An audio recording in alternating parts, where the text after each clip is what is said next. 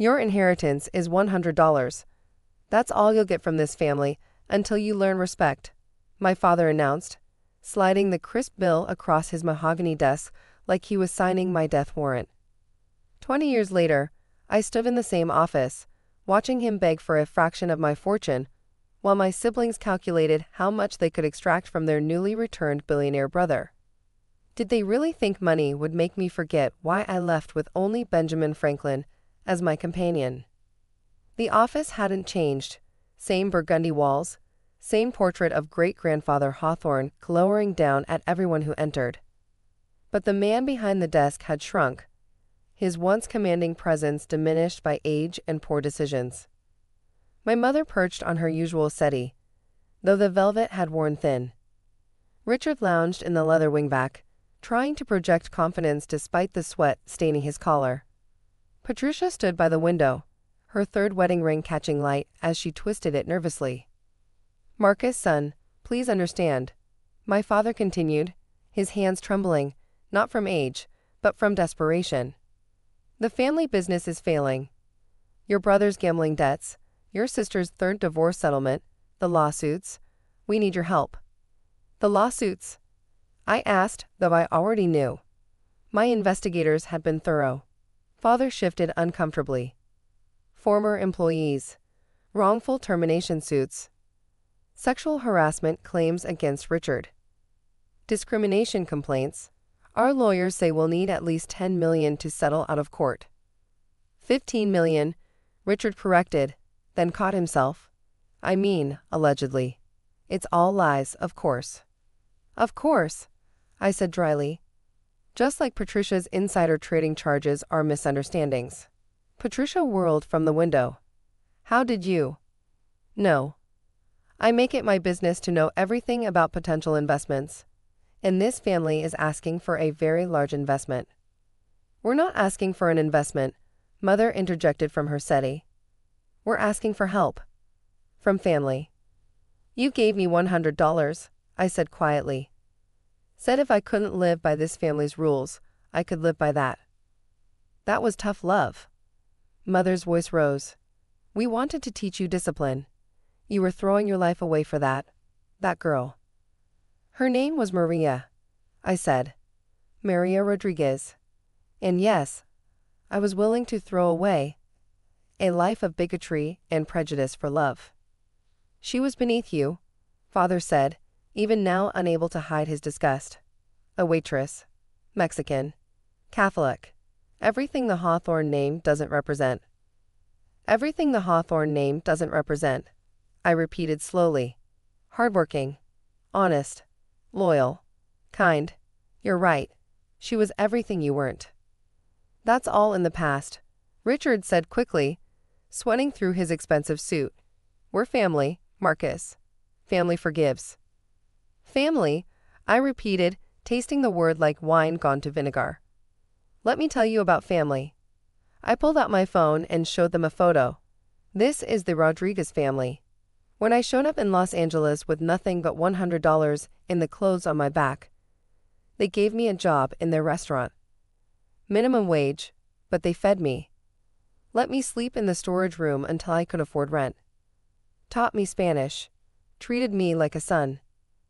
"That's heartwarming," Patricia said impatiently, "but we're talking about real family here.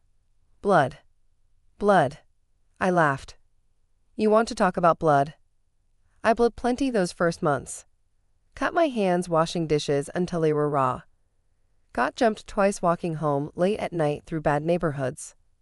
Lost a tooth I couldn't afford to fix for 3 years. Where was my blood family then? Silence. "Maria Rodriguez. The girl you all said would drag me down. She tutored me through community college while working 2 jobs. Stayed up with me until 3 a.m. drilling math concepts into my thick skull.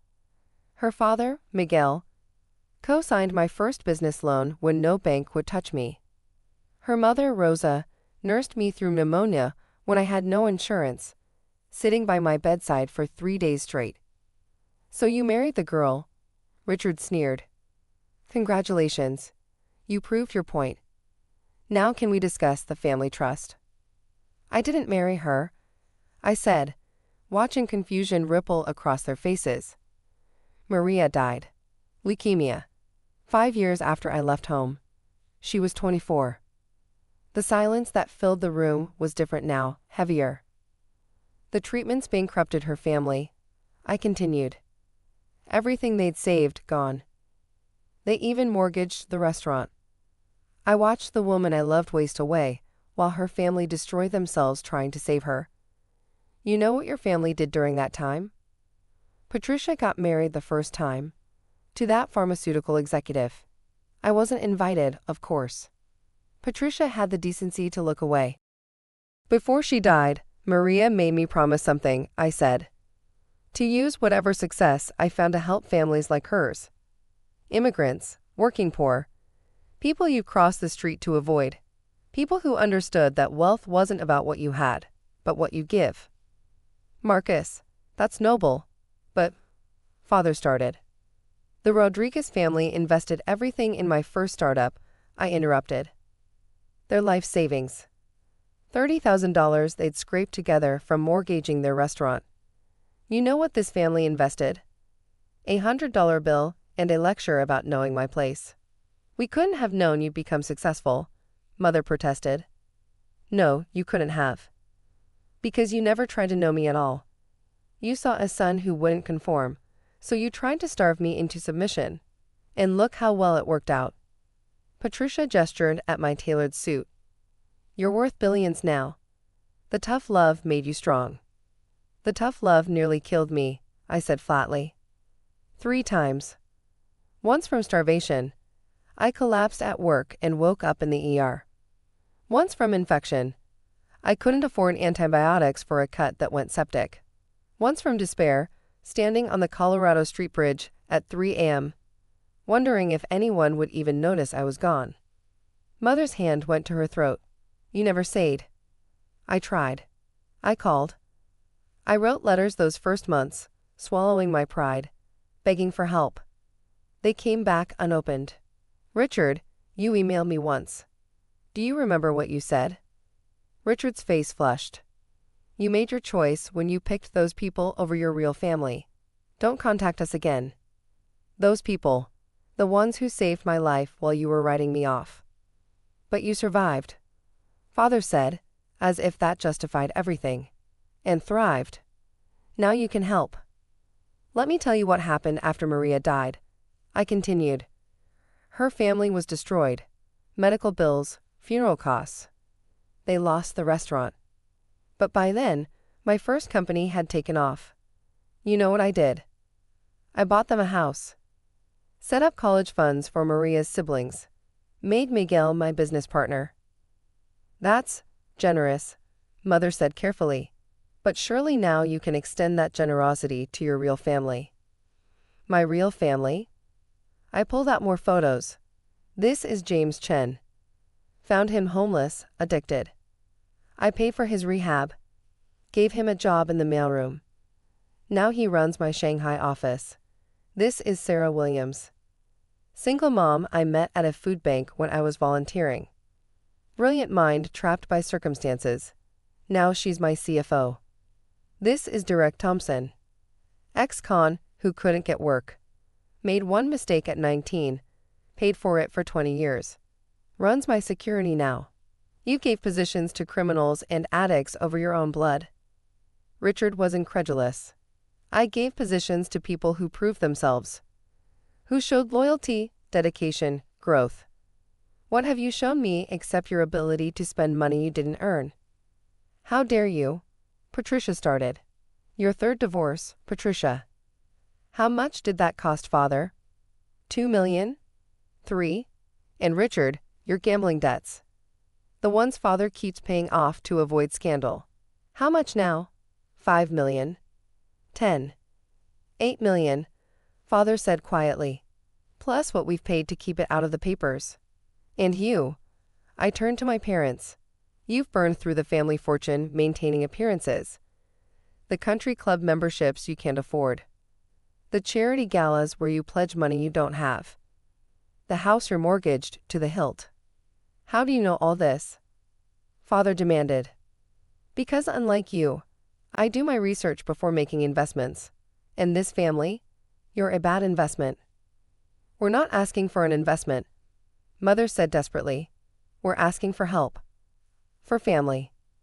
The Rodriguez family never asked for help, I said. They offered it. Every immigrant family in their neighborhood, they helped. Lending money they couldn't spare. Sharing food when they barely had enough. Teaching English in their spare time. That's family. So you'll help strangers but not us? Patricia's voice turned shrill. Let me ask you something, I said. In 20 years, have any of you ever once wondered if you were wrong? If maybe love mattered more than lineage? If maybe Maria and I could have been happy? The silence stretched. We did what we thought was best, Father finally said. The Hawthorne name. The Hawthorne name, I interrupted, was built by a slave trader. Our fortune came from human misery. Great-grandfather Hawthorne, the one in that portrait you worship. He owned 3 plantations. Our legacy is blood and suffering. That was a different time, Mother started. And what's our legacy now? Sexual harassment, insider trading, discrimination lawsuits. The Hawthorne name you were so proud of is synonymous with corruption. You preserved the worst parts of our history and called it tradition. You're being dramatic, Richard muttered. Am I? Tell me, Richard, why did Rebecca Chen file charges against you? Richard's face went red. That was a misunderstanding. You cornered her in the copy room. When she refused your advances, you had her fired. Just like great-great-grandfather would have done to a slave who displeased him. The Hawthorne tradition lives on. Enough. Father slammed his hand on the desk. We've made mistakes. We admit it. But we're still your family. Doesn't that count for something? It counted for everything once, I admitted. Those first nights in Leh, sleeping on a cot in a storage room that smelled like cilantro and industrial cleaner, I'd have given anything to come home. To hear you say you were wrong, that you loved me regardless. We do love you, Mother said, tears in her eyes. You love what I've become. You love my bank account. But me? Marcus, who chose love over lineage. Marcus, who saw people as more than their net worth. That Marcus you threw away with yesterday's garbage. People change, Patricia said quietly. We could change. Could you? Then prove it. I'll make you the same offer I make all my charitable cases. I'll match what you invest.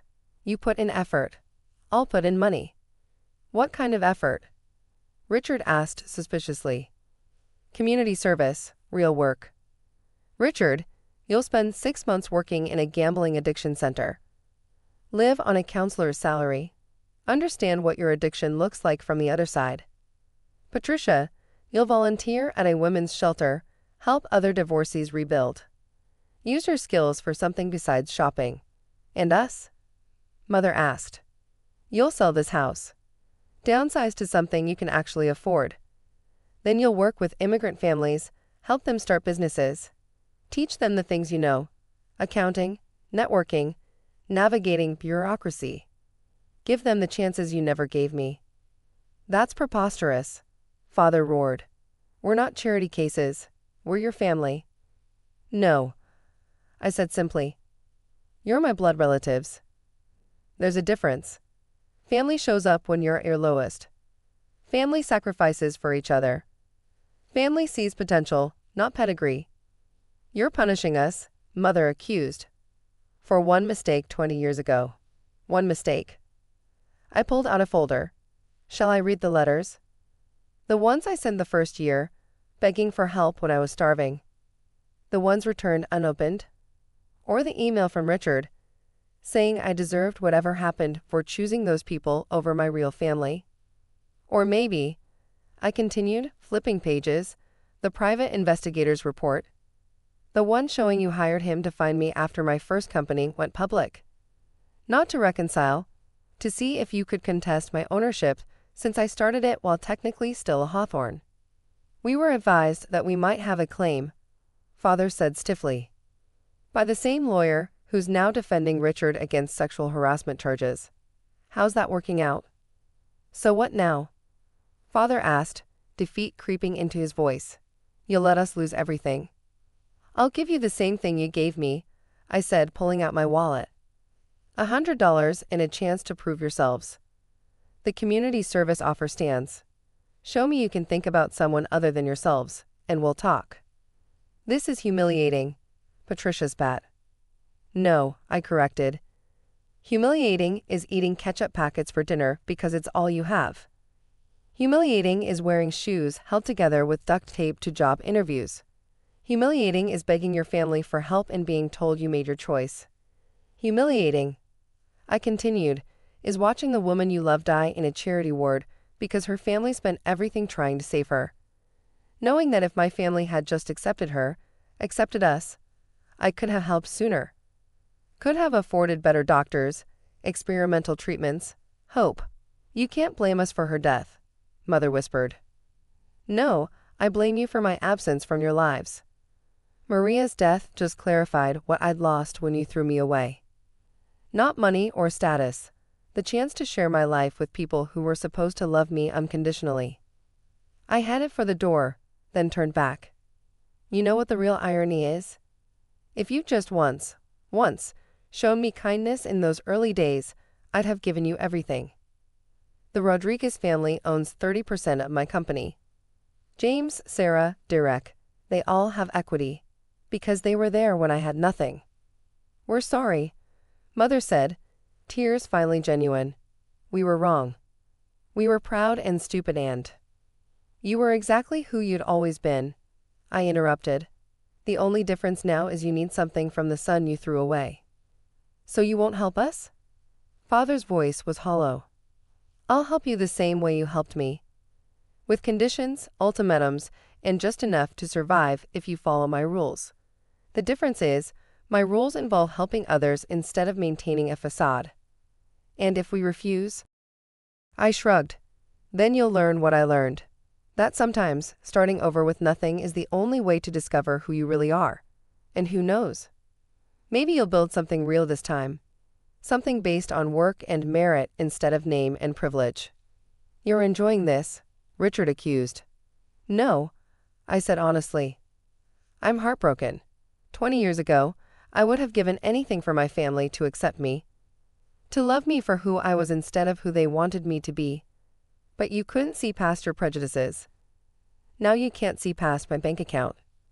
I placed the $100 bill on the desk. This is what you gave me to start my life. I'm giving you the same chance. The community centers are expecting you if you choose to show up.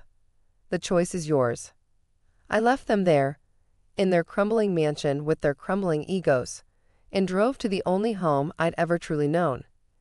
A modest house in East Leigh, where the Rodriguez family still lived. The house I bought them was nice but not ostentatious, in the same neighborhood where they'd always belonged. Miguel answered the door, his face lighting up. Mijo, you're early. I had a meeting that ended sooner than expected, I said, hugging him. With those people. He never called them my family. To him, I was one of his children, no different from his biological kids. They need money, I said simply. And you said no. It wasn't a question. I offered them the same chance they gave me. Work for it. He nodded approvingly. Come. Rosa made mole. The kids want to hear about your trip to Tokyo. As I sat at their dinner table, surrounded by Maria's siblings and their children, all calling me Tio Marcus, I thought about the family I'd left behind in their empty mansion. They'd probably spend hours dissecting my offer, finding it insulting, beneath them. Or maybe, just maybe, one of them would take that $100 and catch a bus to the community center. Maybe they'd discover what I'd learned 20 years ago, that sometimes losing everything is the only way to find what really matters. But that was their choice to make. I'd made mine 20 years ago with a $100 bill and a broken heart. It had led me here, to this table, this family, this life built on love instead of legacy. Maria's photo smiled at me from the wall, surrounded by pictures of the family we'd both loved. She'd been right that first night when she'd held my hand and told me I'd make it. I had made it. Not because I'd accumulated billions, but because I'd learned the difference between relatives who share your blood and family who share your values. The Hawthorne family had given me $100 and shown me the door. The Rodriguez family had given me love and shown me what home really meant. In the end, I'd returned the favor to both.